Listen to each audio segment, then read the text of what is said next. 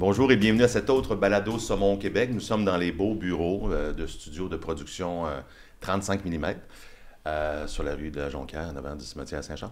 Je suis en compagnie, je m'appelle Louis Champagne, je suis en compagnie de la directrice générale de la FQSA.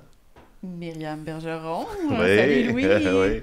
Encore une fois, on se retrouve à cette belle table avec un sujet, moi, qui me touche particulièrement, mais veux-tu nous présenter le sujet du balado d'aujourd'hui? Oui, absolument. Je suis vraiment très, très contente qu'on puisse aborder ce sujet-là. Je pense que c'est un sujet qui touche tous les passionnés de pêche au saumon et de pêche en général, assurément. On va parler des bienfaits du plein air et de la pêche sur la santé mentale. Je pense que ça va nous amener des belles discussions et il y a assurément beaucoup de nos auditeurs qui vont se reconnaître dans nos différentes histoires. Parce qu'on entend souvent cette expression-là chez les pêcheurs et les pêcheuses. Quand on se retrouve à la pêche, on dirait que c'est comme une thérapie pour moi. Ah oui. C'est que je vous présente Nédia Coutinho. Bonjour. Hein? Nédia, tu es représentante aux relations publiques pour le programme Soigner nos braves par la mouche au Canada. Exact, oui. Parfait. On aura l'occasion de parler de tout ce que tu fais aussi, là, mais oui. voilà, ben bienvenue. Merci, merci. On a Laurie Saint-Gelais du Saguenay-Lac. De l'UQAC, qui est en train de finir ton mémoire. Oui, c'est ça. Sur les retombées de l'activité sportive. Sur la santé mentale des femmes lors de la période postnatale. Oh wow, OK, aussi précis que ça, je savais pas. Je savais pas ça dans mes... Ben, wow, magnifique. Et on a Marie-Michel Paradis. Salut, bienvenue. Merci. Marie-Michel, tu t'occupes de la Fondation Sur la Pointe des Pieds. Tu es chargée de projet avec ça. Facilitatrice d'aventure thérapeutique et chargée de projet. Fait que je vais sur le terrain avec les groupes, puis je suis aussi nouvellement chargée de cours à l'UQAC en intervention par la nature et l'aventure. Wow! Ouais. Encore une fois, je me sens sous-titré, sous-instruit pour vous rencontrer, mais je suis très content d'être là. Puis, on a souvent commencé nos discussions moi, je me demande toujours d'où on vient. On vient de où? On vient surtout quand on aime la nature, puis on aime la pêche, mais la plupart d'entre nous, là, sur ce balado-là, mais d'où on vient? Est-ce que la nature faisait partie de votre vie quand vous étiez petite? Nédia, est-ce que toi, tu viens d'une famille de gens qui aimaient ça se retrouver dans la nature. Ouais. Ben, je suis native de Montréal. Fait que il y a pas trop il y en a de la nature, mais pas autant à proximité comme Québec, là. À Québec, on peut s'éloigner rapidement, on est dans la nature. Puis je pense que c'était ma quête quand j'étais jeune de toujours me rapprocher de la nature. Même si j'étais à Montréal, j'essayais, en tout cas pas quand j'étais petite, c'est sûr, je suivais mes parents, mais quand j'ai eu les premiers déclics, c'est les camps de vacances. La montagne, la forêt, le lac. Puis plus tard, ma mère me disait tout le temps, tel ami est venu, il te cherche ou elle te cherche. Puis moi, j'étais tout le temps au lac.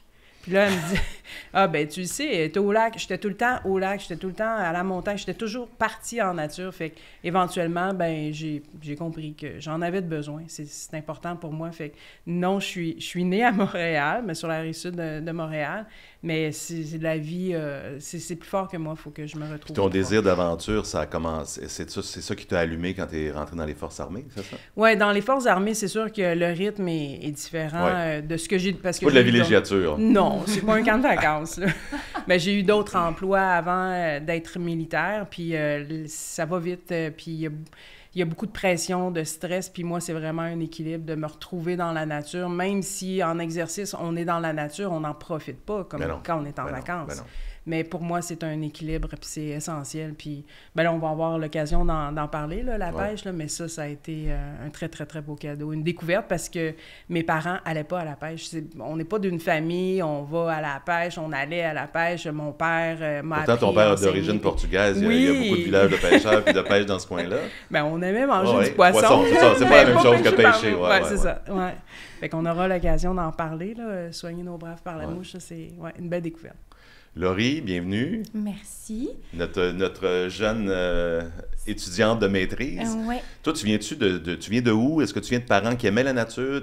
Ça t'appelait, tu es arrivé tout jeune? Oui, dans le fond, j'ai tout le temps habité au Saguenay. J'ai habité un petit peu aussi dans l'Ouest canadien, puis c'est justement la nature qui m'a beaucoup apporté là, mais au Saguenay, tu sais, ça a vraiment... Avec ma famille, on a tout le temps fait du camping, du vélo, de la planche à neige, on a un chalet en montagne, tu sais, on a tout le temps... Ça a été tout le temps un milieu de rassemblement, puis je me suis vite fait des amis qui étaient dans ces mêmes milieux-là. Fait que encore aujourd'hui, tu sais, avec ma famille, pour moi, c'était vraiment important on se rencontre encore à la montagne, c'est des beaux moments on passe toute la journée dehors, on fait des feux. Est-ce que tu pêches aussi?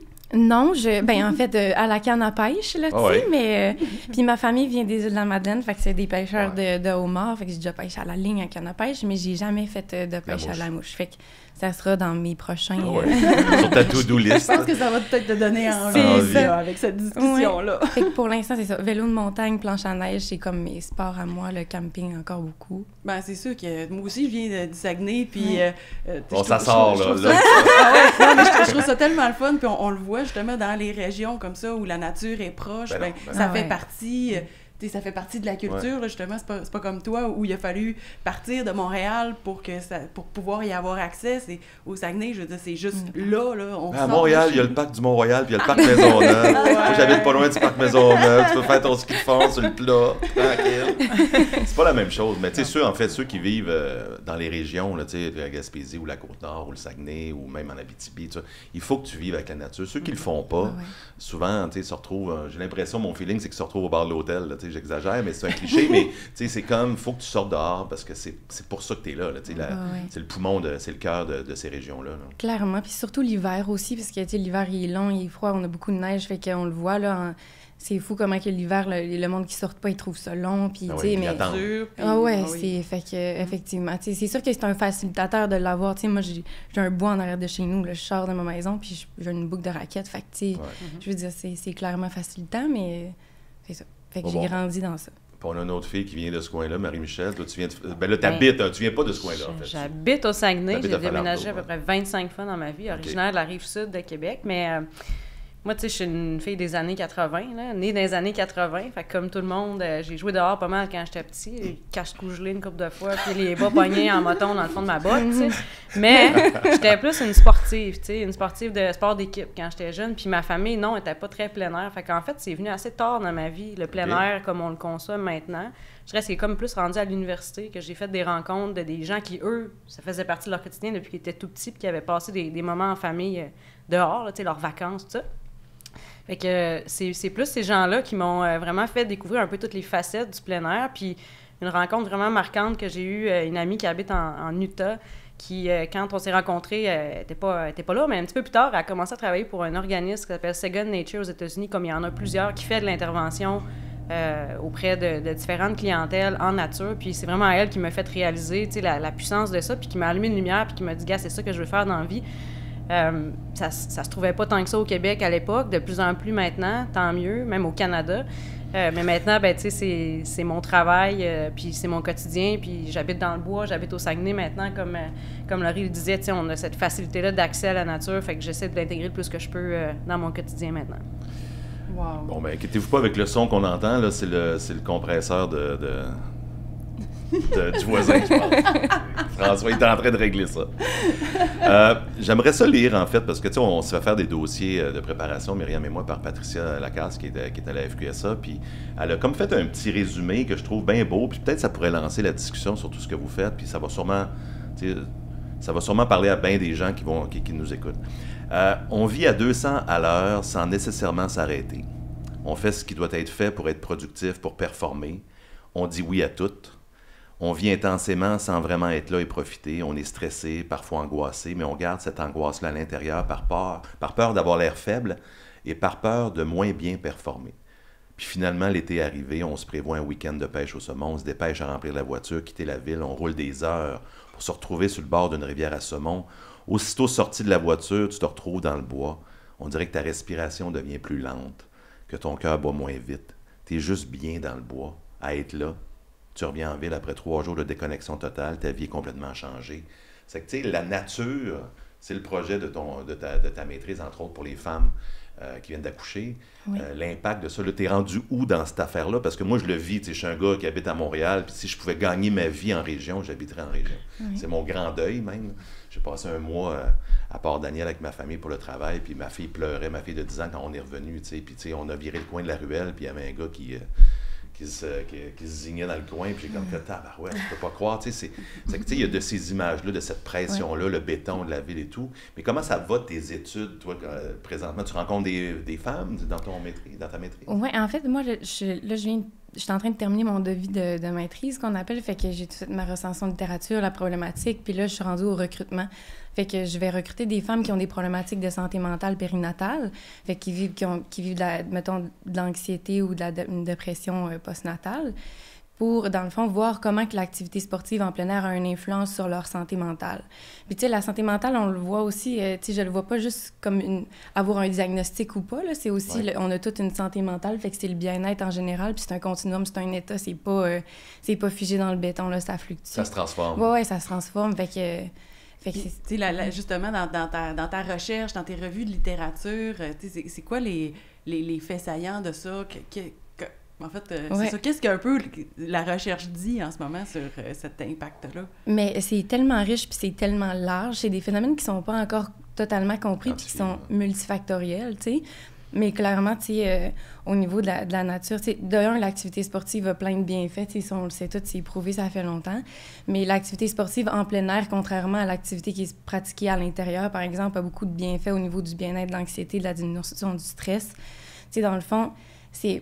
Puis il décrivait comme l'humain, on est fait de sens. Fait que autant au niveau olfactif, fait que des odeurs que, mettons, justement, on sent un pain qui est pas loin, ça sent... tout ça, ça vient dans notre mémoire qui est olfactive. Puis ça, c'est relié tout aux émotions, fait qu'au système limbique, puis dans le cerveau. Puis ça a vraiment des effets de diminution du stress puis d'augmentation du bien-être. Puis tout, fait que, tu sais, les liens sont quand même bien faits, aussi au niveau visuel.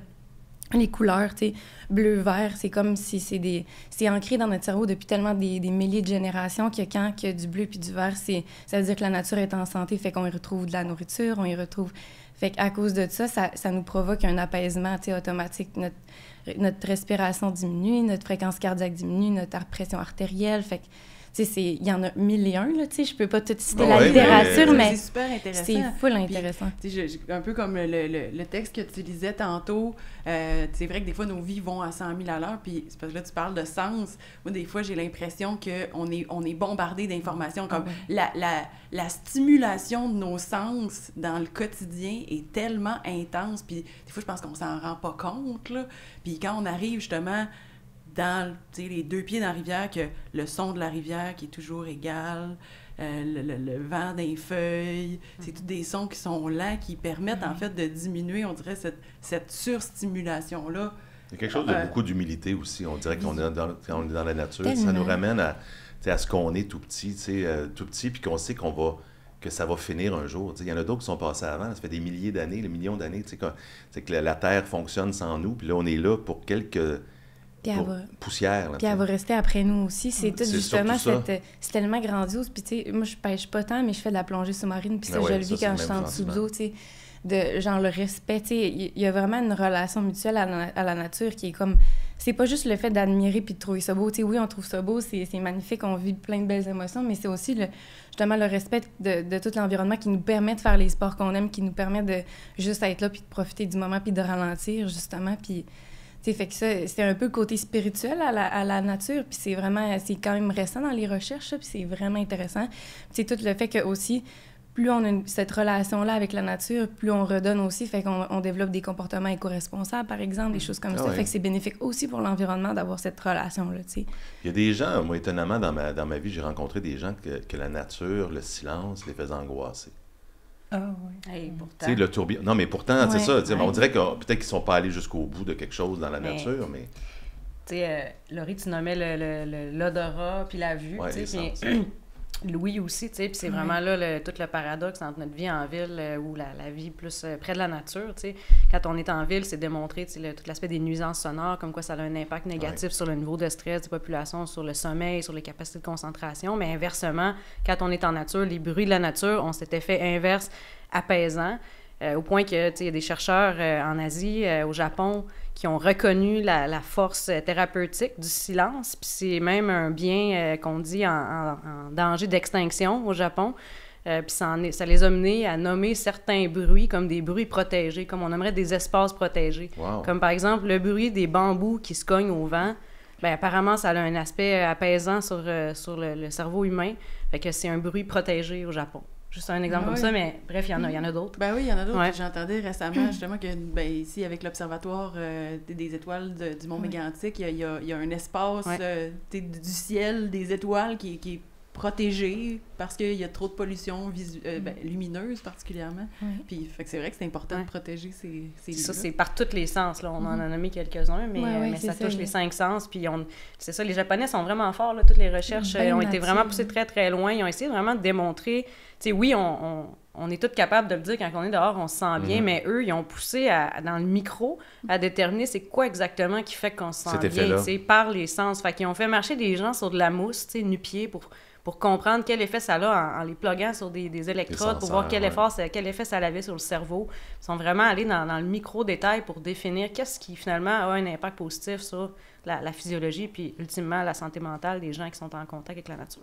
J'adore le nom de cet organisme-là, La Pointe des Pieds, où tu travailles, tu t'impliques depuis plusieurs années. C'est une expression que j'adore, tu sais. Je trouve ça le fun, tu sais. Surtout un costaud comme moi, on dirait que sur la pointe des pieds, on dirait que j'essaie de marcher dans la vie sur la pointe des pieds des fois, mais peux-tu nous parler de cet organisme-là un peu plus pour ceux qui ne connaissent pas? Oui. Je suis contente que tu aimes le nom parce qu'il est souvent massacré. Là. Oui, tu travailles pour les petits pieds. Mais sur la pointe des pieds, ça a une belle signification. C'est vrai, ce nom-là. Nous, dans le fond, on travaille avec des jeunes qui sont atteints de cancer de partout au Canada, qui sont soit en traitement ou en rémission, puis on leur offre la chance de partir en expédition, faire différentes activités, l'été, l'hiver, l'automne, toutes les saisons. Ils partent en groupe, fait que c'est une forme d'intervention de groupe. C'est pas de la thérapie, mais ça a des impacts thérapeutiques. Les jeunes ont entre 14 et tout récemment, on a élargi notre bassin jusqu'à 39 ans. Fait que c'est adolescents et jeunes adultes, qui est une clientèle en oncologie qui est un peu, on va dire, dans la craque du divan, là, pour qui il y a très peu de services qui sont offerts, ou surtout des services qui sont pas forcément adaptés à leurs besoins ou à leur réalité ou à leurs préoccupations de jeunes adolescents ou de jeunes adultes. T'sais. Parce que quand tu as 14 ans, tu n'as pas les mêmes... idées que quand t'en as 8, puis inversement, quand t'en as 25, t'es pas à la même place dans la vie qu'un adulte de 50 ans ou 60 ans qui est la majorité du monde qui ont un cancer, tu sais. Fait que nous, on leur offre cette chance-là de se rencontrer, d'aller en nature, de rencontrer d'autres jeunes qui ont un cancer. Souvent, là, c'est impressionnant, on a des jeunes qui viennent, ça fait 3 ans qu'ils sont en traitement de leucémie, puis ils n'ont jamais même rencontré un autre jeune qui avait un cancer, qui avait le même âge qu'eux. Fait que c'est fou, tu sais, c'est libérateur pour eux de pouvoir rencontrer 10, 14 autres jeunes qui vivent la même chose qu'eux. Puis le contexte de nature, ça amène une ouverture naturelle, on va le dire comme ça, à l'échange, tu sais, puis ça les met en confiance. C'est très différent d'une thérapie de groupe traditionnelle ou d'une thérapie en 1 à 1 dans un bureau avec un psychothérapeute. Fait que ça amène vraiment cette ouverture-là avec les jeunes. Là. Wow, quand même. C'est drôle. Moi, j'ai toujours l'impression, on parlait de silo hier sur un autre sujet, mais je suis toujours surpris que, mettons, genre, je m'en vais avec mon ado à l'hôpital pour faire ses traitements de leucémie ou de cancer, puis qu'il n'y a personne qui dit « Hey, savais-tu que dans l'autre pièce à côté, il y avait un autre, une jeune fille ou un jeune gars, puis qu'il n'y ait pas de rencontre. » Mais je pense qu'on arrive dans un tournant aussi depuis, je dirais, tu sais, je suis pas mal plus vieux que vous autres, mais depuis, je dirais, 15-20 ans, on essaie de décloisonner un peu tout ça. Puis ça fait en sorte qu'il y a des organismes comme le vôtre qui peuvent permettre à des jeunes... On travaille fort là-dessus. Puis on a aussi un autre média avec un autre organisme, une autre approche, mais j'imagine que le témoignage avec la pointe des pieds, ça doit te parler parce que tu dois observer aussi beaucoup de similarités dans ton travail. Oui, soigner nos braves, c'est vraiment des vétérans. Puis moi, je suis passée par là, fait que je suis à l'aise d'en parler parce que je sais pas pourquoi... Quand j'ai eu ma blessure, je savais que c'était des vétérans, je savais que c'était des militaires, puis j'étais pas capable d'y aller, puis j'adore la nature, mais je me disais « je vais pas à la pêche, je suis pas capable d'aller à la pêche, c'est trop compliqué, c'est technique, je peux pas monter. » Puis je me freinais beaucoup, je me fermais beaucoup de portes, puis je sais pas pourquoi, là, parce qu'aujourd'hui, je regarde comme pas ça du des tout. fois, c'est ça. Mais d'aller à la rencontre, comme c'est Marie-Michel, elle disait... d'aller à la rencontre de d'autres vétérans, ce que je me suis rendu compte, c'est que je me sentais compris dans ma blessure. Puis on n'a pas toutes les mêmes blessures, là, mais comme les jeunes qui ont le cancer, c'est le cancer. Fait qu'on se sent compris, on se sent tout de suite en confiance, puis on n'a pas besoin d'en parler. On se sent juste comme bien parce qu'on est comme dans une famille. Puis là, ben ça vient tout seul. C'est des étapes qu'on fait, qu'on apprend à avoir confiance en ce groupe-là. Puis il nous emmène dans la nature, c'est extraordinaire, mais nous, le cheminement, ce qu'on fait, c'est que l'hiver, on monte des mouches pour aller à la pêche, puis éventuellement, on a le cours pour faire le lancer. Puis après, on a des sorties pour aller à la pêche. Fait que moi, pour revenir un petit peu là, au début du podcast, je pense que moi, ce qui m'a touchée, parce que je n'ai pas étudié, je n'ai pas fait des études de pourquoi les bienfaits de la nature, mais l'expérience que j'en ai vécue, c'est qu'effectivement, on est bombardé, ça va vite, le rythme, puis je me souviens, un vétéran, il dit « tu vas voir, tu vas tout comprendre, il n'y a pas de mots ». Mais mon expérience m'a fait comprendre que c'est le rythme. Le rythme, justement, on est fait de sens, mais le rythme de la nature nous donne tellement que, effectivement, comme vous disiez, là, d'entendre le bruit de l'eau, d'entendre le vent, c'est tout. Puis même juste des petits sons là, comme la soie, d'ouvrir le coffre. Parce que nous aussi, dans notre quotidien, même si on n'est pas militaire, moi je suis militaire, mais même si on n'est pas militaire, on a toutes des références qu'on prête pas attention. Juste des clics quand on ouvre des caisses ou nous, on est beaucoup dans la répétition aussi, dans les exercices. Puis fait on est imprégné tellement de sons, d'odeurs, même des couleurs, ça revient. Puis là, c'est ancré, puis là, on change de décor, on arrive dans la nature et c'est naturel. Le rythme vient nous redonner tellement que c'est vraiment un beau cadeau. Je n'ai pas fait d'études, mais le senti, je pense qu'on est tous sur la même longueur d'onde. Ben oui, fait que toi, dans ton parcours, puis dans ton expérience justement avec Soigner les Braves par la mouche, j'imagine donc en arrivant là, tu as senti cette ouverture-là que Marie-Michel parlait tantôt, qui a permis une connexion avec des gens, avec la nature. Puis est-ce que tu continues de participer avec les groupes au fil du temps? Ah oui, absolument. À t'impliquer là-dedans? Ah oui, puis quand je vois que ça pourrait faire du bien à une collègue ou à un collègue de travail, ou même, nous, c'est ouvert, je parle parce que je suis militaire, c'est sûr que je vais leur en parler, mais c'est aussi pour les premiers répondants. Fait que c'est tous ceux qui ont eu des blessures psychologiques ou physiques. On n'est pas là pour parler des blessures, puis nous, on n'est pas des thérapeutes, mais on sait que ça va faire du bien. Fait qu'on on les invite, puis ils sont invités s'ils sont à l'écoute. Là, ça peut juste amener du bien. La pêche, c'est sûr que là, je peux parler. Je pense qu'il y a quelque chose de tellement le fun aussi. On parle de répétition. La pêche au saumon, avec la technique de pêche à la mouche, il y a de quoi de tellement reposant dans le fait de...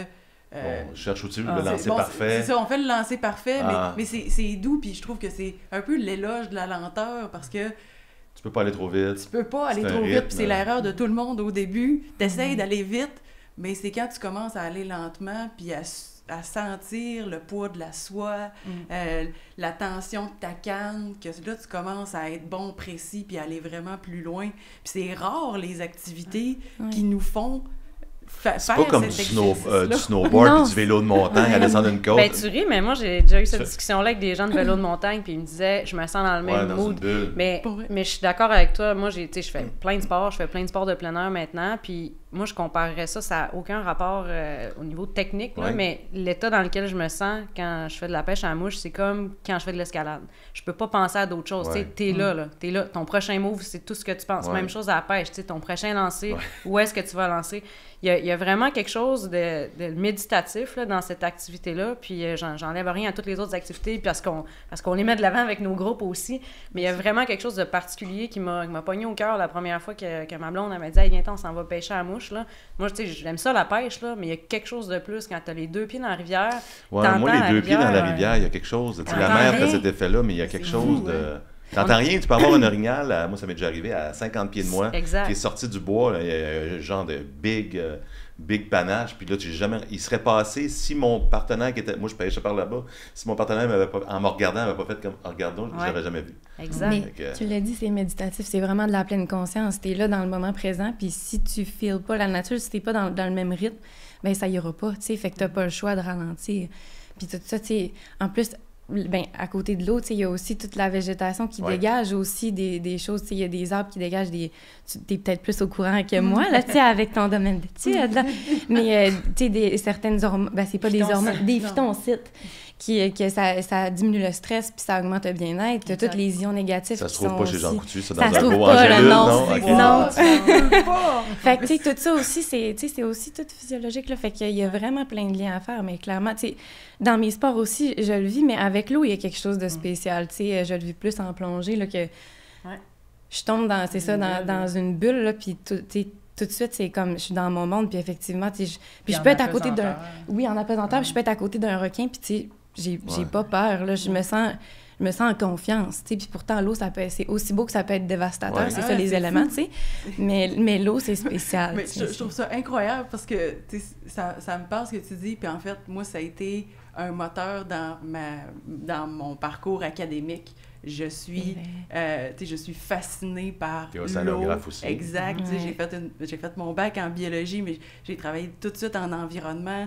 Puis j'ai travaillé autant dans le domaine de lacs, de rivières. Puis j'ai fait une maîtrise en océanographie dans l'Arctique canadien. Puis tu parles de cette force-là, ce respect-là, mais c'est même dans mon parcours académique, là, je me rends compte que ça m'a suivi aussi. Puis je le vois que j'ai atteint aussi ce calme-là face à toutes mes données scientifiques. On dirait des fois que wow, c'est si beau, mais c'est si impressionnant. Il y a quelque chose qui est au-delà de la science, là. Tu sais, je veux dire, les exemples de la fondation sur la pointe des pieds, ça fonctionne, ou sauver les bras par la mouche, ça fonctionne.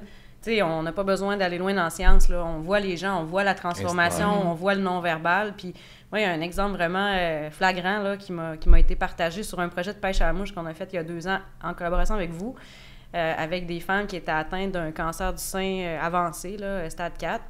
Puis, il y a une fille dans ce groupe-là qui était, c'est ça, avec un prognostic pas super bon, qui était mère monoparentale, une vie pas simple, là. Puis elle est sortie, ça faisait, je pense, quelque chose comme 2 ans qu'elle avait son diagnostic. Puis elle me dit, moi, là, à tous les jours, depuis que j'ai mon diagnostic, je me suis gardée 1 heure dans ma journée pour faire de la méditation. Puis je me suis imposé ça pour garder un peu le focus sur ma vie, puis santé mentale correcte.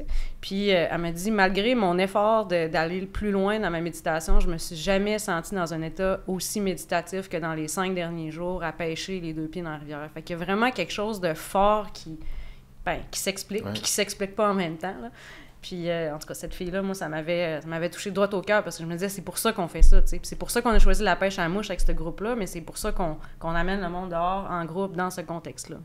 Oh, wow. Parce qu'en fait, je fais un peu, pas du coq à l'âne, mais en tout cas, dans mon esprit, ça bouge, là, parce que c'est des discussions bien intéressantes. Mais ce que tu dis, Nédia, puis ce que tu dis aussi, c'est-à-dire que même quand tu as un cancer, puis tu t'en sors, tu as vécu un immense stress. T'sais, quand vous êtes en mission, puis vous vous en sortez, entre guillemets, sans blessure physique et mentale, mais c'est une blessure aussi d'avoir été dans des missions particulières. Dans le sens que même si l'organisme était capable de le digérer, que ce soit le cancer ou ces missions-là, les gens reviennent. On est marqué pareil. Vous êtes marqué pareil. Puis même si tu continues ta vie, puis il y en a beaucoup qui continuent leur vie, qui sont capables de passer à travers ça, mais ça vient, je pense, avec un genre de quasiment d'une armure que tu te promènes avec ton armure, puis tu fais ça va. Mais au fil du temps, c'est de plus en plus pesant. Oui. Bien, c'est un stress constant. Je pense que c'est une pression qu'on apprend à gérer. Puis, ben, c'est pour ça que vous faites des répétitions, puis que vous faites des répétitions, puis vous, mais c'est la performance aussi. Il faut vraiment être au top de notre forme physique. Il faut vraiment, à tous les niveaux de ce qu'on fait de notre métier, chaque militaire a un métier, mais il faut toujours être au top. Qu'est-ce que tu faisais, toi, dans les Forces armées? Moi, je suis photographe. T'es photographe, ouais. En même temps, non, mais c'est l'art, là, pour certains. Là. Ça peut être très, très, très joli. Là. Moi, j'adore mon métier, mais il y a des côtés quand il y a des... En même temps, tu captures des instants. C'est ça, en mission, c'est que ces photos-là, il y a toujours 2 côtés de la médaille, là. Fait que oui, il y a du beau, mais il y a des scènes qu'on préfère ne pas prendre en photo, puis on n'a pas le choix, on les regarde à travers l'appareil photo, on les capte, puis il faut gérer ça, puis c'est de la pression, c'est du stress, puis ben on a le choix aussi de continuer ou d'arrêter. Mais ça, je pense que c'est une soupape, là, soigner nos bras par la mouche, ça a été...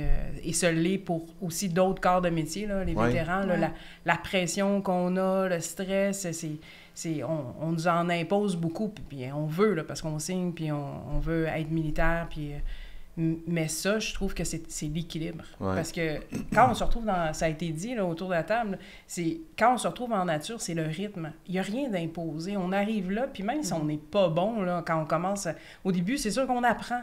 Mais c'est tellement pas de pression qu'on la sent pas, le stress. On ne sent pas le stress de la nature. Il n'y en a pas. Dans la nature, il n'y en a pas. Fait qu'on se laisse juste guider. Ouais. Puis avec des pairs, je pense que quand on est guidé, on arrive là-bas, il y a toujours quelqu'un qui nous accompagne, il y a plusieurs personnes, puis ils ont la même philosophie, puis ils ont passé à travers, puis ils sont capables de dire « Regarde, tu vas tout comprendre. » Puis moi aussi, j'étais stressée. « Hey, là, je vais embarquer dans le chaloupe ou je vais être capable de me rendre à la rivière. » Puis là, je me compliquais la vie parce que je n'étais pas habituée de tout préparer mes affaires là, comme une militaire. C'était pas des ordres que tu recevais, là? Ouais, fait que là, ils ont dit « Relax. » Ça va bien aller. Ouais, puis en parlant, tranquillement, on arrive là, puis c'est naturel. Puis ça m'a beaucoup, beaucoup aidé. Puis ça a beaucoup aidé de vétérans. Là. Ben oui, j'imagine. C'est là, je trouvais ça beau, en fait, le témoignage que tu avais reçu. Puis c'est beau, le témoignage de toi, ce que tu as vécu à travers ça. Est-ce qu'il y a d'autres histoires ou d'autres rencontres qui t'ont marqué à travers ça? C'est ça. J'imagine, oui. Choisis-en une. Ah oui. Ben moi, c'est toujours... la surprise dans le sens de voir une personne, puis ça, je me rappelle beaucoup la personne, le sergent qui s'occupait de mon dossier quand j'étais blessée, vas-y donc, Nédia, vas-y donc, puis je disais, ah non. Puis j'allais dans le stationnement, puis là, je les voyais, puis il n'y avait pas beaucoup de femmes. Fait que ça aussi, déjà, ça ne me mettait pas en confiance beaucoup. Puis j'ai été 3 fois dans le stationnement, puis j'étais loin dans le stationnement, puis je le regardais, genre, je suis pas capable. Puis je tremblais dans l'auto, là, puis je me disais, ben voyons donc. Puis j'essayais. Puis la journée, j'ai dit, OK, là, je descends, là, ça va faire, là, tu sais, puis ils savaient même pas que j'étais là, parce qu'ils regardaient même pas ma voiture. Puis j'étais arrivée, puis là, je tremblais, là, puis les larmes aux yeux. Ouais. Il y a un vétéran, il me prend la main. Ah ouais? Puis là, je savais pas, je disais pas de mots, là, j'étais venue voir, puis là, j'avais oublié, je sais pas pourquoi, c'était dur. Puis là, pour avoir passé à travers ça, je sais que c'est pas évident. Ouais. Puis là, ben j'ai une collègue de travail qui fait sa sortie là, pour des raisons médicales. Puis je dis, si ça te tente, tu peux l'essayer. Mais elle était à la pêche déjà quand elle était jeune. Puis elle dit, ah oui! Là, tout de suite, là, elle a allumé. Mais j'étais avec elle. J'ai dit, je vais y aller avec toi. Si t'es intéressé, je vais y aller. Puis je suis contente de passer le flambeau puis d'aider quelqu'un d'autre. Puis je vais sûrement en aider d'autres parce que ça m'a tellement fait du bien. Je me souviens au début comment c'était stressant pour moi, mais d'avoir parcouru là, tous ces événements-là de sortie, de rencontres avec des vétérans. Mais maintenant, il y a plus de vétéranes. Fait que de voir le sourire, le stress quand il arrive, là, puis éventuellement le sourire, puis « Hey, je vais revenir mercredi prochain. » Puis oui, ça me tente d'avoir un petit kit, puis je vais monter des mouches. Puis là, on se parle de « Hey, comment t'as fait ta mouche? » Puis « Ah, wow, t'as pris ça pour faire telle mouche? » Puis c'est un prétexte incroyable pour ouvrir des portes, puis...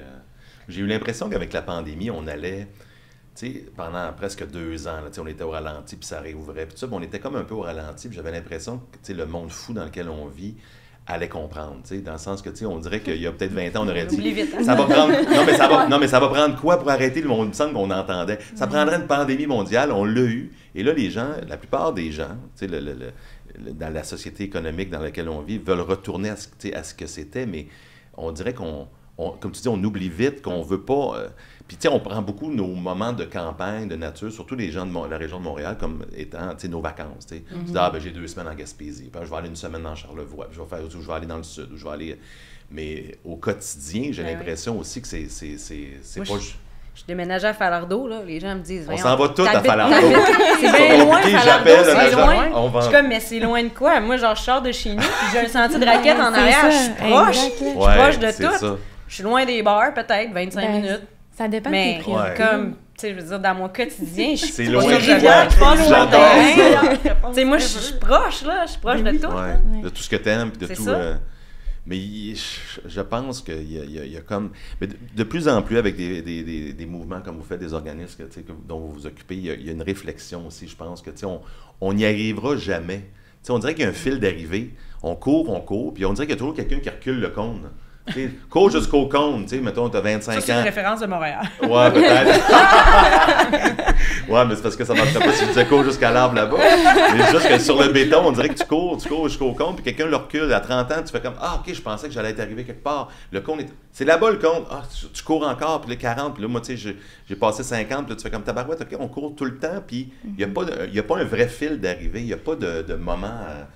tu sais, c'est une grande réflexion, en fait. J'ai l'impression que... Mais oui, mais en même temps, c'est ça. Des fois, il y a des événements qui font que là, tu prends un vrai stop. C'est comme la pandémie, ça a frappé d'en face à bien du monde, j'ai l'impression, parce que là, ils se sont rendus compte que soit il manquait telle affaire, ou qu'ils n'étaient pas bien dans le couple, ou qu'ils n'étaient pas bien dans leur famille, ou qu'ils n'étaient pas bien avec eux autres mêmes. Tu l'as dit tantôt, il y en a qui sont pas bien avec le silence, ils sont pas bien tout seuls. Beaucoup de gens qui sont partis des grandes villes aussi, qui sont partis en région. Oui, il y a vraiment eu des exodes vers les milieux plus ruraux, puis tu sais, c'est ça, des fois, c'est des événements de vie qui fait qu'on prend un pas de recul, puis que là, on fait « OK, my God, ma vie va à 100 000 à l'heure, mais j'ai le temps de où? » Puis tu sais, dans nos vies à nous autres aussi, des fois, il faut se le rappeler, là, même si on étudie là-dedans, puis moi, je travaille en plus, puis j'ai une famille, puis ma vie, elle n'arrête jamais. Sauf que faut que tu priorises justement ces moments-là, tu sais. T'es capable de te laver le soir, ben t'es capable d'aller prendre une marche de 20 minutes si tu priorises, tu sais. Ça dépend de ce que tu mets ton énergie, mais... Les enfants font ça, en fait. Là, moi, ça m'a beaucoup ralenti. Vraiment. Ça a beaucoup... même mon ambition, je le dis discrètement, parce que c'est toujours bizarre de dire j'ai moins d'ambition. On dirait que mes enfants ont pris c'est devenu une partie de mon ambition humaine, plus que de carrière. Puis je refuse plein de choses aussi dans la vie pour pouvoir avoir du temps aussi avec eux autres. Là. Mais c'est vrai que c'est dur à mettre de côté, là. Le rythme. Tu sais, nous autres, là, une chose qu'on a faite, puis c'est vrai que c'est important, le rythme, nous, c'est dans nos objectifs d'intervention de groupe, là. D'adopter le rythme de la nature, puis l'environnement, puis s'adapter à l'environnement, puis à ce qui est présenté à nous. Puis une chose qu'on fait pour faciliter ça, c'est que quand les jeunes arrivent en expédition, on ramasse toutes les montres, toutes les cellulaires, toutes les iPhones, toutes les... Fait qu'on met tout ça dans une boîte. Mais il y en a pour certains, là, c'est super anxiogène. J'ai déjà vu des jeunes ne pas accepter de venir en expédition parce qu'ils avaient peur de laisser leur cellulaire en arrière, alors que de toute façon, il n'y en a pas de réseau. Il n'y a pas de réseau, non. Il n'y a pas de réseau. Puis même avec les adultes, on a eu un programme avec des familles il y a 2 ans, des jeunes accompagnés de leurs parents. Hey, c'était encore pire, là. Tu sais, je veux dire, un papa qui était justement propriétaire des édifices à logement, là, on enlève les cellulaires la première journée, le jour 2, là, il était là, puis hey, je envoyé un petit message, un petit texto, là, tu sais, comme c'était vraiment dur là, d'y enlever, puis de dire, OK, regarde, on décroche, mais au bout de 2 jours, en kayak de mer, ça arrivait à Mistassini, dans le fin fond du lac Saint-Jean, là, je peux-te dire qu'il était content de plus l'avoir son cellulaire, puis il avait pas envie de le réouvrir en revenant. Il avait pas envie surtout de... C'est peut-être quelque chose comme collectivement qu'il faut apprendre, là. Il faut réapprendre à atteindre ça, parce que c'est vrai, là, c'est vrai que c'est difficile réussir à relaxer jusque-là, puis moi aussi, j'ai fait ce parcours-là dans ma vie, puis à travers la job, les enfants, la carrière de directrice générale de la FQSA. De la Fédération québécoise du saumon atlantique. Mais tu sais, c'est vrai qu'il y a plein de moments qui sont super stressants, puis pour garder le focus, pour garder une santé mentale, faut que tu le mettes souvent dans ta vie, là, l'atteinte de ça. Fait que comme faut que tu te fasses des protocoles dans ta tête, puis j'imagine comme avec les travails que vous faites, c'est un peu ça que vous permettez aux gens, c'est de développer eux autres mêmes des outils pour qu'ils puissent atteindre ça. Bien, leur faire vivre, déjà. Ouais, mais je suis curieux, parlons-en de ces sorties-là, parce que là, on parle de sorties, mais tu sais, précisément, mettons qu'on s'inscrit à ça, il y a des gens, là, que ce soit pour vous autres ou pour toi, Marie-Michel, mais tu sais, mettons, genre, j'entends parler de ça, tu sais, mettons, j'ai un ado, je suis un jeune adulte, je m'inscris. Puis là, à un moment donné, vous autres, vous préparez une sortie, mettons, du 15 au 22 juillet, mettons, là, je sais pas trop quoi, les prochaines sorties qui s'en viennent. Puis après ça, on se donne un point de rendez-vous quelque part, puis on arrive là, puis vous prenez en charge. C'est tout. Bon, ben merci beaucoup, c'était tout. Ils partent, non, mais tu sais, ils partent, là, on a des jeunes de partout au Canada, là. Fait qu'il y a des anglophones, des francophones, il y en a, là, on a une jeune, on part en expédition au mois de mars, ça se passe en Mauricie, mais il y a des jeunes de partout, on a une jeune qui va venir du Yukon. La jeune, elle lâche sa vie là, pendant 10 jours, elle dit oui à ça. Wow. Elle ne nous connaît pas tant, on s'est parlé 2 fois au téléphone, puis elle nous envoie ses informations, voici ce qui se passe dans ma vie, puis OK, je suis game de partir du Yukon pour passer 10 jours avec 14 inconnus, puis une gang de bénévoles, faire une activité que j'ai jamais faite, dormir dehors, dans un tipi, tu sais, ils sont vraiment game. Moi, le moment qu'ils me disent oui, qu'ils m'envoient leur formulaire d'inscription, là, tu sais, je les trouve déjà tellement bons, tellement comme game. Puis là, on les rencontre à Montréal, ils arrivent en avion, point de rendez-vous, puis là, on part en train. Puis là, ils se lancent là-dedans, puis on dirait que une fois que ce pas-là, il est franchi, il y a une grosse partie qui est faite. Là. Après ça, il laisse aller, puis nous autres, on met tout en place. C'est ça notre rôle, c'est ça mon rôle de facilitatrice, c'est de faciliter. Moi, je mets le décor, puis après ça, les choses se passent, t'sais. Puis parmi les choses qui sont importantes, ben tantôt Nadia elle a dit, ben la sécurité. Dans un milieu naturel, quand tu n'es pas habitué dans un milieu naturel, il faut que tu sentes qu'il y a un filet de sécurité en dessous de ça. Fait que ça, c'est notre job. Puis l'autre chose, c'est de mettre en place des règles de groupe. On a des discussions avec le groupe les premiers jours pour s'assurer que tout le monde est sur le même état d'esprit, qu'on est dans l'ouverture, qu'on n'est pas dans le jugement, qu'on est dans le respect, que tout peut s'exprimer. Puis qu'on tient compte du background de chaque personne qu'on ne connaît pas finalement. On ne s'est jamais rencontrés. Puis tu le vois donc à chaque jour, vous le voyez à chaque jour, que la transformation, en fait, c'est ça qui doit être fascinant, l'ouverture, en fait. Il y a des gens qui sont fermés comme des huîtres, le partage. Oui. Bien, nous, c'est aussi... ils sont encadrés, là. On a c'est des adultes, la majorité. Fait que il y a pas d'enfants. Fait que c'est sûr qu'il y a quand même des règlements, mais aussi, on s'informe parce qu'on les connaît pas tous vraiment profondément. Mais est-ce qu'il y a des allergies, des trucs comme ça? Est-ce qu'il y a des choses qu'on doit savoir? Puis on a les premiers contacts, là, s'il y a une urgence. Mais on n'est pas des psychologues. La thérapie, c'est vraiment à travers aller à la expériences, puis aller à la pêche, puis dans une activité. Fait que quand c'est pas nécessairement uniquement ceux qui viennent d'arriver, là, les nouveaux, il y a des anciens aussi. Fait qu'on monte des mouches, puis ceux qui sont réguliers, puis qui veulent aller à... Parce qu'il y en a qui font juste du montage de mouches, puis ils veulent pas aller à la pêche. Mais ceux qui veulent aller à la pêche avec leurs mouches qu'ils ont montées, on leur dit, les mouches que tu vas monter, on va t'apprendre à lancer, ou il y en a qui sont là, fait qu'ils apprennent aux autres à le lancer. On a des professeurs. Puis après, on va t'emmener à la pêche. Puis à la pêche, ils ont juste à prendre quand même leur véhicule avec leurs effets personnels. Des fois, on fournit les waders ou la canne parce qu'ils n'en ont pas. Puis là-bas, la nourriture est fournie. Des fois, on demande des bras pour faire la vaisselle. Oui, non, mais comme dans n'importe quelle activité de groupe. Puis on se ramasse. De toute façon, on est des adultes. Puis on force personne à... Le matin, à 7h, tout le monde sur le quai, ou on prend nos voitures, c'est pas forcé. On y va, puis c'est naturel. Chacun son rythme. Oui, puis on y va... Puis on est jumelés, là. On y va quand on veut, puis c'est assez rare qu'on reste dans le chalet, puis on va pas à la pêche. Ou même juste de profiter d'être dans la nature. Dans la nature, pas besoin de lancer, puis ramener c'est qui a le plus gros poisson, puis c'est le fun aussi, là, mais... Non, mais c'est important ce que tu dis, tout le contexte informel, tu sais. Parce que c'est ça qui fait la différence entre être assis face à face avec un thérapeute ou dans un sous-sol d'église en rond, tu sais, pour discuter dans une thérapie de groupe traditionnelle. C'est que là, les meilleurs moments pour créer des liens, c'est souvent autour du bac à vaisselle, en montant à tente, autour du feu. C'est là que ça se passe, parce que c'est là que finalement, t'es ailleurs, t'es en train de faire... Ton corps est occupé à quelque chose, mais en même temps, c'est juste facile, tu sais, de parler là, avec l'autre qui est à côté. Ouais, tu sais, t'es pognés ensemble pendant une demi-heure. De toute façon, tu vas faire la vaisselle des 25 personnes, fait aussi bien jaser, tu sais. Puis c'est tellement intéressant aussi, qu'est-ce que tu dis aussi, mettons, en contexte individuel. Moi, je suis intervenante aussi, tu sais, puis je suis en train de monter un groupe, puis on veut faire, dépendant si les participantes ils veulent, là, mais faire un groupe à l'extérieur, parce que justement, tu sais, ça fait qu'on n'est pas obligé d'être tout le temps dans les conséquences, tu sais. Moi, je travaille avec, en agression sexuelle avec les femmes qui ont des conséquences de la prostitution.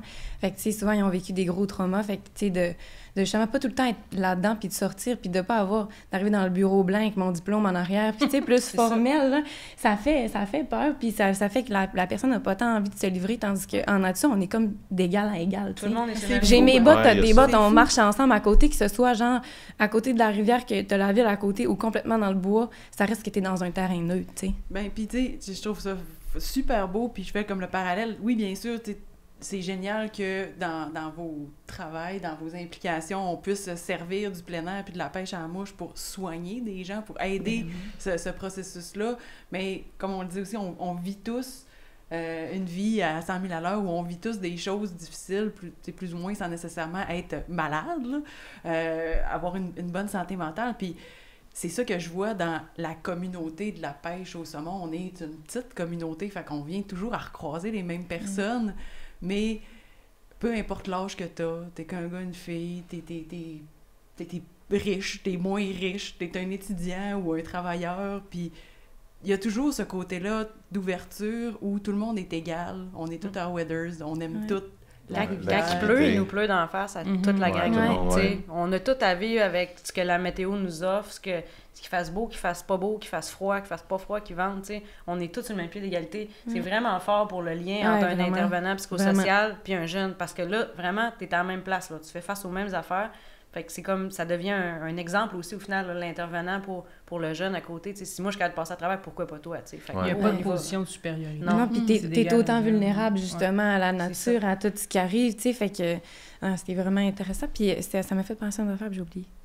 Mais c'est on est encore là pour un bout. Mais c'est aller aussi à la rencontre de l'être humain, parce que c'est ça, il n'y a pas de moi, je suis l'intervenante ou l'intervenant. Fait, on est d'égal à égal. Nous, on n'est pas des intervenants, mais dans le sens qu'on va les encadrer par notre expérience. Mais c'est d'aller à la rencontre de l'être humain, puis il y a une certaine confiance qui s'installe, puis là, une complicité, puis tout ce qu'on va vivre aussi, on le partage également, là, puis ça fait des beaux souvenirs. Moi, j'ai une question pour toi, Lydia, parce que, tu sais, moi, j'ai beaucoup de respect pour, j'ai des amis qui sont des grands passionnés là, de la guerre, des forces armées à travers le monde. Non, mais donc, une question... Tu fais pas des modèles à coller, là? Non.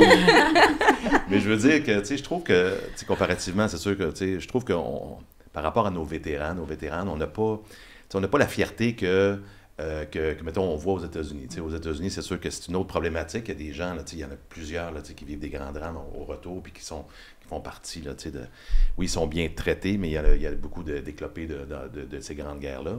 Mais comment c'est quand on est vétéran, tu sais, de l'armée, ou on travaille encore pour l'armée, parce que, tu sais, on dirait que s'il y avait plus d'amour, on dirait aussi, tu sais, quand tu fais des missions, il y a beaucoup de missions, tu sais, le Canada n'est pas un pays, tu sais, c'est un pays, on a des missions différentes que des grands pays de guerre, qui fournissent des gros équipements, mais est-ce que tu sens que s'il y avait plus de love, tu sais, de la population par rapport aux vétérans, on voit ça plus dans les provinces maritimes, tu vois qu'on appuie nos vétérans, tu sais, mais au Québec, moi, je vois pas beaucoup ça. Bien, pour l'avoir vécu. Oui, hein, t'as vécu les deux, parce que t'as vécu aussi dans le coin d'Halifax, c'est ça, tu sais. Ah, moi, j'allais juste, admettons un exemple, le matin, j'allais me commander un café chez Tim Hortons au drive-thru, puis la personne qui était en avant voyait que j'étais habillée en militaire, puis j'arrivais pour payer, puis « Ah non, la personne avant toi a payé, c'est... » Ça t'est pas arrivé souvent ça t'est jamais arrivé au Québec? Jamais, puis le plus possible, je pars du bureau, puis je me change avant d'aller faire l'épicerie ou avant d'aller... C'est parce qu'une fois, j'avais été chercher une copine ici à Québec, puis j'étais habillée en uniforme. Puis là, elle était en retard, là, je suis rentrée, puis là, je disais, regarde, c'est parce que on va être en retard, puis je me suis fait ramasser, puis là, je dis, OK, c'est pas pareil. Mais c'est pas tout le monde à Québec. Tu vois-tu une différence depuis quelques années? On dirait qu'on se rapproche tranquillement de nos forces armées. Est-ce que tu vois une différence depuis quelques années? Pas vraiment? Bien, je prends pas de chance, dans le fond, parce que, on a vécu quelques événements aussi, là, quand il y en a qui ont tiré sur des militaires. Fait que je prends pas de chance. C'est mon travail, puis quand je finis de travailler, j'enlève mon uniforme, parce que je sais que c'est pas pareil que comme dans les autres provinces, mais... C'est pas... Je me demandais juste pour la réhabilitation, tu sais, quand tu reviens puis que tu sens qu'il y a l'appui de la communauté. Quand on arrive à l'aéroport, là, exemple, l'accueil, comme ça. C'est sûr que quand on arrive sur la base, comme l'autobus arrive sur la base, c'est sûr qu'il y a beaucoup de présence, puis là, il y a du support. Mais ce sera pas comme on voit là, aux États-Unis, là, on est des héros. C'est ça, les héros. Là, mais en même temps, il y a quand même eu plusieurs initiatives, je trouve, en parlant précisément là, des enjeux de reconnaissance des vétérans qui ont été faites. Il y a des travaux beaucoup plus humains, beaucoup plus sociaux, des pièces de théâtre, des collectifs qui se sont faits pour parler de la santé mentale chez les forces armées, chez les vétérans. Puis je pense que ça, c'est une belle porte assurément d'ouverte, puis j'ai l'impression que ça peut humaniser. Les policiers vivent un peu ça aussi. Moi, j'ai des amis policiers, policières, il y a quelque chose. Les pompiers sont, les ambulanciers, quand ils sont là... C'est déjà des héros. Les pompiers, c'est ça. Les pompiers, c'est ça. En uniforme, c'est parfait. Tu peux aller faire l'épicerie en uniforme, on fait mon Dieu. Eux, ils ont des calendriers. Ah ouais, c'est ça, vous autres, c'est ça. Pourtant, on a la photographe et tout. Prochaine initiative, c'est ça. Mais j'avais ce sentiment-là aussi que quand tu es apprécié dans ton milieu, puis que ça aide aussi à la guérison. Oui, absolument, quand il y a un support. Mais en même temps, on raconte notre histoire très peu au Canada. Là, on a quand même sauvé, avec nos régiments, on a sauvé, je dirais, l'humanité du nazisme, dans le sens que nos régiments sont allés défendre en 39-45, puis le débarquement, puis c'était la conscription. On a pris des gars qui avaient 18-19 ans dans le fond des régions, puis on leur dit « Hey, ça va faire la guerre », tu sais, c'est qu'il y a quelque chose... Je pense que les militaires, on serait tous d'accord, les francophones, en tout cas, surtout au Québec, on est fiers, puis on voudrait en parler, puis on voudrait avoir le support de la population. Je dis pas que toute la population est contre les militaires, mais il y a peut-être une mentalité qui était ancienne, mais moi, c'est sûr que je reconnais qu'avoir le support puis la reconnaissance du public, c'est sûr que ça aiderait. Ça aiderait. Puis je pense que des initiatives comme des pièces de théâtre ou autres, ou comme Soigner nos bras par la mouche, bien, c'est toutes des petites initiatives qui font que, hey, il y a du support, puis il y a d'autres personnes, parce qu'il n'y a pas juste des militaires ou des vétérans ou des vétéranes qui s'impliquent, là. Il y a des femmes et des hommes qui entendent parler de ça, puis ils disent, hey, moi, je veux m'impliquer. Comme, les pièces de théâtre, c'est pas nécessairement toutes des vétérans ou des vétéranes, mais ça, je me dis, ben ça, c'est un support, puis ils comprennent notre réalité, mais si ça peut être de plus en plus accessible pour nous de la population envers les vétérans et les premiers répondants. Parce qu'on on s'imagine pas à quel point le pourcentage de concentration, de pression et de stress qu'on peut vivre en tant que premier répondant, c'est énorme par rapport à... Moi, j'ai travaillé dans des bureaux avant, là, puis c'est 2 vies. Mais je regardais une émission sur les chiens Mira il n'y a pas si longtemps que ça, puis il y avait ça, tu sais, la zoothérapie, on appelle, ou je ne sais pas si c'est le bon terme, mais tu sais, avec les premiers répondants, il y a beaucoup de ça maintenant. Ben oui, puis en fait, c'est un peu là que je m'en allais, mais pas zoothérapie, mais le lien avec la culture, ça me faisait penser à l'art-thérapie. Fait que j'imagine, il doit y avoir, puis je te regarde, là, je me dis que c'était probablement quelque chose de le fun à dire là-dessus, mais il y a quand même beaucoup de convergence puis de similitudes entre de la zoothérapie, de la thérapie par la pêche à la mouche, le plein air, puis l'art-thérapie. Mais vraiment, tu sais, ça prend plus de place dans les dernières années. Tu sais, on étudie de plus en plus, puis tu sais, dès qu'il y a des preuves après ça, ben on peut l'appliquer. Puis justement, autant en psychologie, en médecine, en travail social, en soins infirmiers, ça devient des compléments. Tu sais, ça dépend, il y a différentes façons de voir le système de santé, puis tu sais, comment traiter quelqu'un. Puis moi, mettons, comment je le vois, c'est vraiment d'une façon intégrative. Fait que c'est de voir la santé globale de la personne comme sa santé mentale, sa santé physique, sa santé sociale, sa santé spirituelle. Puis c'est pas spirituel dans le sens religieux, je veux dire, ça peut en faire partie, mais de à quoi qu'on se réfère, puis comment qu'on se perçoit, puis tout. Je trouve ça important de parler. Ben vraiment, puis fait que c'est ça, puis que pour traiter tout ça, ben ça prend différentes affaires. Puis c'est pas vrai qu'un médicament puis une thérapie, ça peut aider tout le monde. Il y a des gens qui sont plus réfractaires et il y a des gens pour qui les médicaments, ça fonctionne pas. Moi, tu sais, avec les femmes qui allaitent ou qui sont enceintes, il y en a plein qui sont réfractaires à prendre la médication. Puis c'est aussi socialement plus acceptable, tu sais, des fois, il y en a qui ont peur des jugements, qui se disent, ben si j'ai une prescription, j'ai peur de le dire à ma famille ou à mon conjoint ou quoi que ce soit. Tandis que quand tu dis, ben je te prescris, puis maintenant, on a ça, là, c'est prescrit nature au Québec, là. C'est vraiment intéressant. Ah, je connais pas ça. Je sais pas tout en détail. J'ai lu là-dessus, puis moi, c'est juste quand je vais être membre de l'ordre que je vais pouvoir, mettons, faire ça. Mais c'est que tu t'inscris là, sur le site de Prescrit Nature, puis tu peux avoir des prescriptions qui donnent des rabais dans les parcs de la CEPAC. Ouais. Fait que les gens, tu prescris une marche dans le bois. C'est les médecins, les intervenants, ils se sont dotés de ça. C'est à partie, je pense, dans l'Ouest, mais là, ça a été adopté au Québec. Marie-Ève Langelier, Isabelle Bradette, en tout cas, une gang de médecins vraiment allumés qui ont pris l'initiative entre leurs mains, qui ont développé ça, qui l'ont fait reconnaître, qui ont approché des instances au niveau des, justement, les parcs nationaux, tout ça.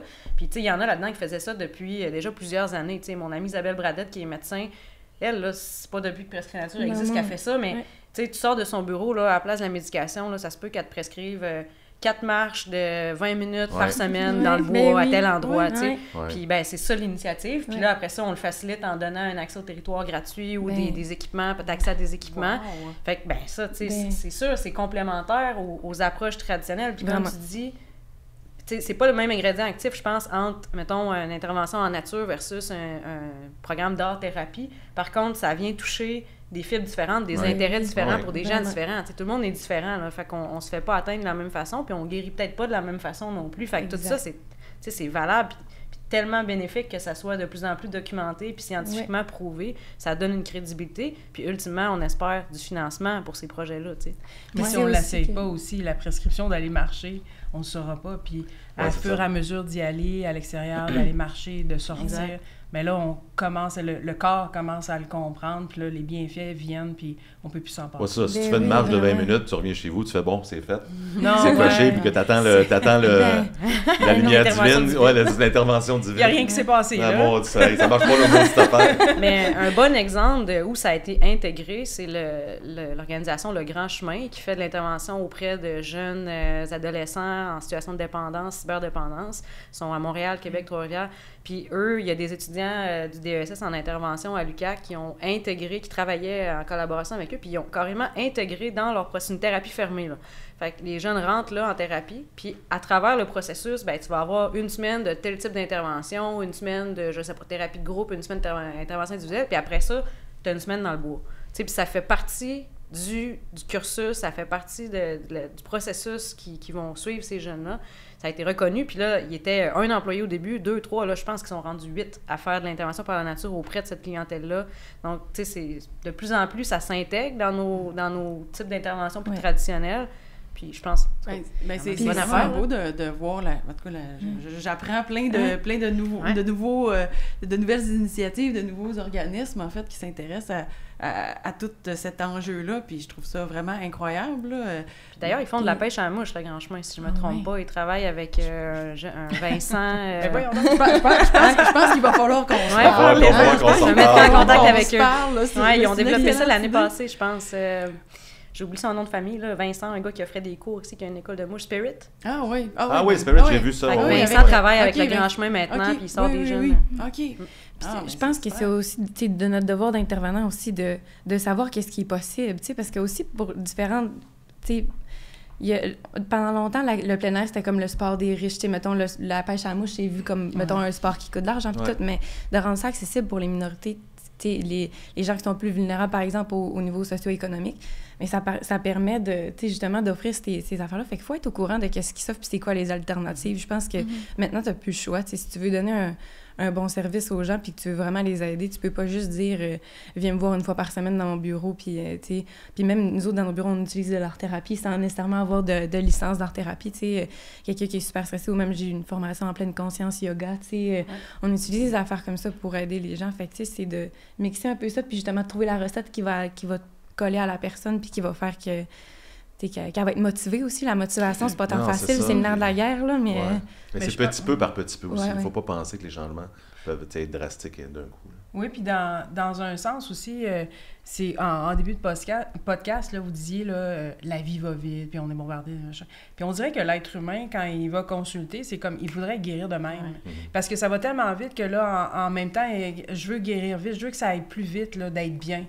Puis je pense que la nature, en tout cas, de ce que j'ai vécu, la nature, ben, est là. Puis le rythme est comme là. On n'a comme pas le choix que si on n'est pas bombardé puis on est entouré de gens qui le vivent au même rythme, ben ça va rapidement, je trouve, parce c'est tellement immense, c'est tellement puissant, la nature, qu'on dirait que ça vient tout de suite nous ramener là, plus rapidement si on est sensible à ça. Puis en plus, je me dis, tu sais, assurément que de le faire par une offre d'activité où tu prescris du plein air, où tu te mets à la pratique d'un sport comme la pêche à la mouche, c'est que, dans le fond, tu es en train d'intégrer ça dans ta vie.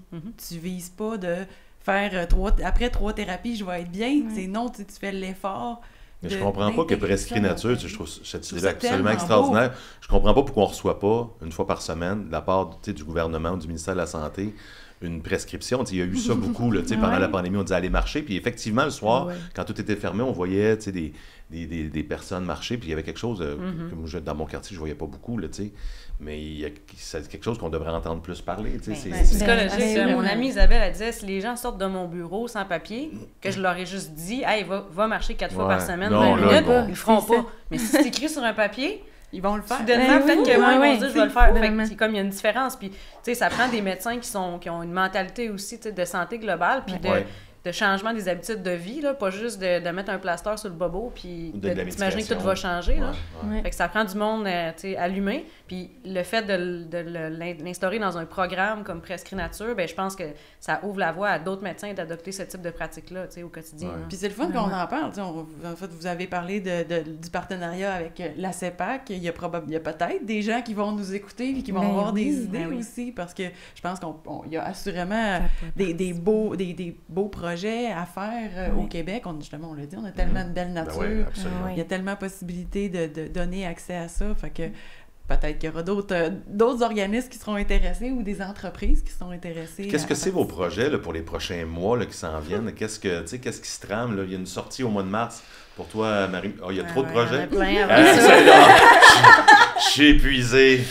Ouais, c'était un peu intense, hein? On est victime de notre succès, là. Mais non, ben là, on est dans des événements de financement, là. Il y a une partie de notre gang qui est sur le lac Saint-Jean en ce moment, le double défi des 2 Mario, la traversée du lac Saint-Jean en 3 jours. On amène des gens à traverser le lac, justement, pour vivre un peu ce que les jeunes qui viennent en expédition vivent avec nous. Après ça, on a les courses cryo qui s'en viennent dans 2 semaines, notre événement de financement. Après, on part en mars. Après ça, on a une expédition courte, une première pour les jeunes de 30 à 39 ans en mai. Grande expédition à l'été, 2 expéditions à l'automne. Puis on est... Puis, voilà, pas de break. Ben c'est super. Puis tu as parlé d'événements de levée de fonds pour nous aussi avoir une fondation. Je sais à quel point c'est important l'implication des gens. J'imagine que les gens doivent pouvoir donner. Comment ça fonctionne? S'il y a des gens qui sont intéressés ici à supporter la fondation sur la pointe des pieds. Oui, on a 3 principaux événements par année. Là, fait qu'il y a ces 2 événements-là qui se passent à l'hiver en ce moment là, sur le lac Saint-Jean. Il y a une traversée à pied qui s'adresse vraiment à monsieur, madame, tout le monde. Là, c'est la 15e année cette année. Camping d'hiver, 2 nuits, 3 jours en raquette, 32 km de marche, rythme très lent, vraiment adapté à n'importe qui. C'est comme, moi je dis, c'est un club med pour les gens qui n'ont jamais fait de camping d'hiver. Tu sais, t'arrives, la bouffe est faite, la tente est montée, l'eau est chauffée, il te reste 5 à gérer toi, puis tu traînes ton stock. Ça m'intéresse. Puis chaque personne qui s'inscrit paie un frais d'inscription, puis ils vont ramasser un montant minimal là, de levée de fonds. Puis même chose pour l'événement des courses cryo, différentes mentalités. Là, ça, c'est un événement compétition qui est même sanctionné là, par les fédérations sportives. Traversée, course à pied, vélo, fat bike, ski de fond. Des distances entre 10 puis 37 km, gros genre le triathlon d'hiver quasiment. Mais ils font pas les 3, ils font une des 3, quoi qu'il y en a une couple de fous cette année qui font 2 Même concept, ils vont payer un frais d'inscription, puis là il faut qu'ils ramassent un certain montant, c'est des campagnes par à pair qu'on appelle, fait qu'ils vont vraiment solliciter dans leur entourage. Fait que ça fait un peu aussi une sensibilisation plus grande pour les gens autour sur la cause. Puis on a un événement bénéfice aussi à l'automne qui est un spectacle plus traditionnel là, pour des donateurs, des ambassadeurs de la grande ville. Sur l'hiver, c'est sur la pointe des pieds gelés. Je vais vous dire que vendredi passé sur le lac Saint-Jean, c'était gelé. Il faisait fret à Montréal, j'imagine, sur le lac, ça devait être beau. Là, toi, Laurie, dans tes études, dans tes affaires, tu finis... tes études, je comprends, tu es en train de parcours. Je tombe en recrutement, fait que là, ça va être ma collecte de données, puis après ça, je vais tout remettre ça ensemble, faire les liens. Puis, est-ce que tu as toutes tes participantes? Non, pas encore. Fait que s'il y a des gens qui... Peut-être que ça peut être une belle tribune, en fait. Vraiment. S'il y a des femmes qui nous écoutent, qui connaissent d'autres personnes, qui pourraient être susceptibles de s'intéresser, de participer à ta recherche, comment ça peut fonctionner? En fait, tu sais, là, je vais publier sur les réseaux sociaux, puis je vais aller aussi au Saguenay dans des cliniques, mettons, à l'hôpital, puis tout en périnatalité. Fait que je vais y aller comme ça, puis on va voir comment que ça fonctionne. Puis, tu sais, pour l'instant, ça va être je vais faire des entrevues. J'aimerais ça faire des entrevues idéalement en nature avec la personne. Sinon, si elle est à l'extérieur du Saguenay, je vais le faire par visioconférence.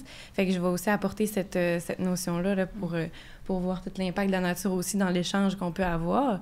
Fait que présentement, c'est ça, mais c'est ça, avec la job et tout, ça roule pas mal. Fait que c'est... Ouais. C'est intense? C'est intense. J'ai hâte de finir, mais là, j'aimerais ça après ça faire... Ouais, puis là, après ça, j'aimerais ça faire plein de certificats ou DSS en nature. En tout cas, des projets. Ça finit jamais les projets, là, mais c'est le fun, c'est intéressant. Wow.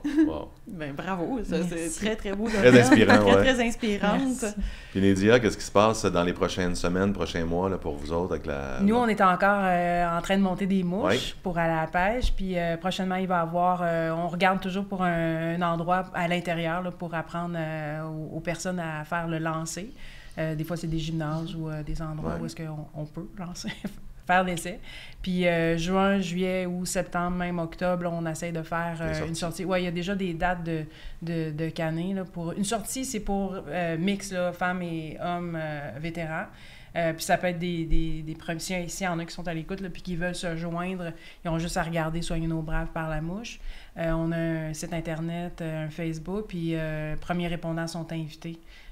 Puis c'est ça, on va les guider à travers ça, là, mais il y a des sorties qui sont mixtes, puis il y a une sortie, une semaine, où est-ce qu'on va prendre juste des vétérans, puis on va leur donner l'opportunité de venir à la pêche. Puis est-ce que de votre côté, vous faites des levées de fonds ou d'autres types d'activités comme ça? Bien, nous, on fonctionne beaucoup avec des dons. La semaine prochaine, on a une rencontre, là, puis on va essayer de voir comment on peut essayer d'aller chercher des gens qui seraient intéressés à nous aider pour les repas, la nourriture, parce que nous, quand les vétérans viennent, tout est fourni, là. C'est ça, j'allais dire. Puis, tu sais, c'est pareil pour nos participants, là, quand ils partent du Yukon pour nous rejoindre, ils payent rien à partir du moment qu'ils mettent le pied dehors. Fait que, tu sais, puis c'est notre objectif parce que ça affecte financièrement avoir le cancer, là, les familles des jeunes qui ont le cancer. Tout le monde est fragilisé. Même chose, là, fait que c'est super important là, d'avoir une base de financement de soutien. Pour l'hébergement, nourriture, l'équipement, les bénévoles, ben, ils sont pas payés. Là, mais... À part les mouches, là, le reste, on en a besoin. C'est ça.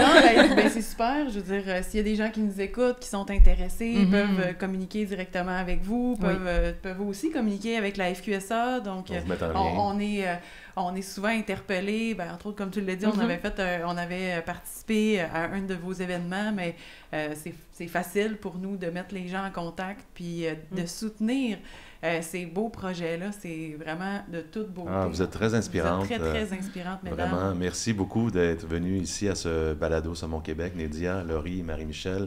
Je vous souhaite la meilleure des chances. J'espère vous recroiser bientôt. Merci pour l'invitation. Une chose est sûre, c'est que la prochaine fois que je vais me retrouver en nature, je vais penser à vous trois parce que... L'invitation est lancée pour le lac Saint-Jean. Ben, tu me tentes. Des dons initiés dans les rivières à l'Anse Saint-Jean. À l'Anse Saint-Jean, moi j'ai déjà pêché l'Anse Saint-Jean, j'adore. D'ailleurs, j'ai un projet de travail dans ce coin-là l'année prochaine. On se fait signe. Bravo pour ce que vous faites et merci vraiment du fond du cœur. Merci beaucoup. Merci.